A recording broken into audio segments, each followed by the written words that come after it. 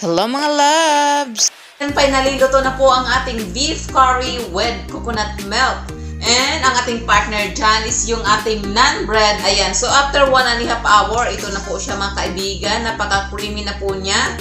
And napakasarap. Ayan. So napakabango po dahil naglagay po tayo ng 1 can of coconut milk. Ayan. Then, before po natin giluto yung ating curry, nagsati tayo ng garlic, onions, ginger, and lots of tomatoes. Then, after sauteing that, we blender all the ingredients, no? Yung ating mixture. Then, iyan yung nilagay natin dito. Iyan yung naging sarsa natin dito sa ating beef curry.